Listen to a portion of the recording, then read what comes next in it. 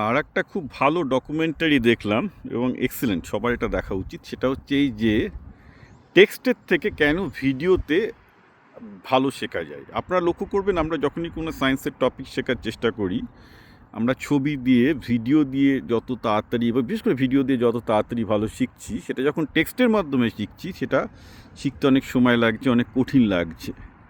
এটা কেন হয়? এবং নেভারদিলেস যার জন্য যেটা হয়েছে যে মিডিয়াম অফ কমিউনিকেশন হিসেবে, যেমন ধরুন আমি এতদিন লিখছিলাম এই জীবন জীবিকা নিয়ে আমি বহুদিন ধরে 3 বছর ধরে লিখে আসছি।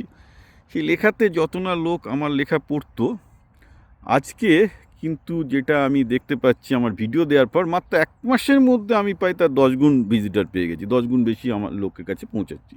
অর্থাৎ ভিডিও কিন্তু টেক্সটের থেকেও, মানে লেখাঝোকার থেকেও কিন্তু অনেক বেশি এফেক্টিভ কমিউনিকেশন মাধ্যম হয়ে যাচ্ছে। তো এটার পেছনে বৈজ্ঞানিক ব্যাখ্যাটা কী সেটাই আমি দেখছিলাম।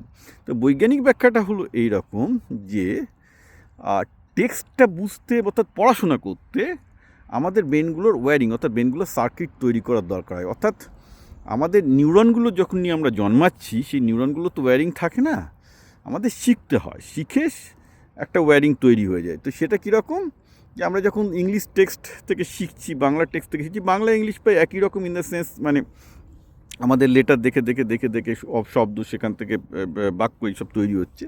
এটা আমাদের ক্রমাগত প্র্যাকটিস করতে হচ্ছে। এই প্র্যাকটিসের ফলে এই সার্কিটটা আমাদের তৈরি হয়েছে। কবে থেকে হয়েছে?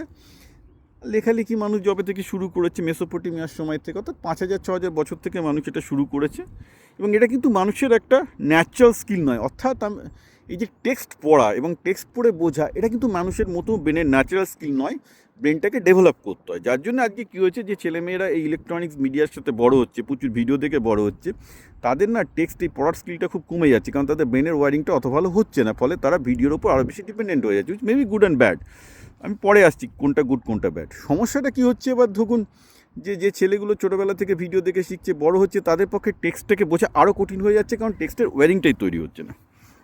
এখন এটাতে কী হবে আমাদের, তার মানে এই নয় যে কিন্তু তারা খারাপ শিখছে। যারা টেক্সট দিয়ে শিখছে তারা মুখস্থ করে শিখতো, তার থেকে হয়তো ভিডিও দিয়ে বা ইমেজ দিয়ে একটা ছেলে কিন্তু বেটার শিখছে, কিন্তু তারপর তাদের সমস্যাটা হচ্ছে কি, পরীক্ষায় সে সেটা ভালো করতে পারবে না, কারণ পরীক্ষা হচ্ছে সম্পূর্ণ টেক্সট বেস আমাদের, আর টেক্সটের ওয়ারিংটা তৈরি হচ্ছে না। তো এখন যে ব্যাপারটা খুব ক্লিয়ার, যে ভিডিওতে তাহলে কি ওয়্যারিংয়ের দরকার নেই? না, দরকার নেই, কারণ ভিডিওটা হচ্ছে কি আপনার চোখ দিয়ে দেখার। অর্থাৎ আজ থেকে যদি আমি দেখি মানব সভ্যতার, আপনি 100 বছর পিছিয়ে যান, 100,000 বছর পিছিয়ে যান, মানে 1 লাখ বছর পিছিয়ে যান, 2 লাখ বছর পিছিয়ে যান, 5 লাখ বছর পিছিয়ে যান, সব ক্ষেত্রেই মানুষ কিন্তু শিখেছে, তখন তো টেক্সট ছিল না, মানুষ কিন্তু শিখছে তার চোখকে দেখে। অর্থাৎ চোখে দেখে একটা ঘটনা ঘটে যাচ্ছে, সেটাকে মনে করে যে শেখা, তার পেছনে কোনো টেক্সট নেই, এটা হচ্ছে একটা স্বাভাবিক শেখা। যেটা পশু পাখিরাও ওইভাবে শেখে, মানুষও ওইভাবে শেখে। তো এই শেখাটা যখন বিজ্ঞান মানুষ ওইভাবে শিখছে, বা কোনো একটা সাবজেক্ট মানুষ ইউটিউবে ওইভাবে শিখছে, সেখানে কিন্তু তার শেখাটা খুব ন্যাচারাল হচ্ছে, যার জন্য ভিডিও কমিউনিকেশনটা মানুষের কাছে অনেকটা ন্যাচারাল আর কি। হ্যাঁ, তো এইটা একটা খুব ইন্টারেস্টিং জিনিস আমি শিখলাম, যে টেক্সটের ব্যাপারটা আমাদের ব্রেনের ওয়্যারিং দরকার হচ্ছে, এবং এই বাচ্চারা দেখা যাচ্ছে যত বেশি ভিডিও নির্ভর হয়ে যাচ্ছে, তত তাদের পড়াশোনার স্কিলটা কিন্তু কমে যাচ্ছে, which may be good and bad. কারণ আগে মুখস্থ করতো, তখন মুখস্থ করছে না, কারণ ভিডিও থেকে শিখলে অ্যাটলিস্ট সে বুঝে শিখছে, কিন্তু পরীক্ষায় গিয়ে দাঁড়াবে, কারণ পরীক্ষায় তো তাকে টেক্সট বেস করতে হবে। তো এই জিনিসগুলো আমি জাস্ট আপনাদের জানিয়ে রাখলাম, যে এই জিনিসগুলো ঘটছে, ভালোও না খারাপও না, ঘটছে, আপনাদের জানা দরকার।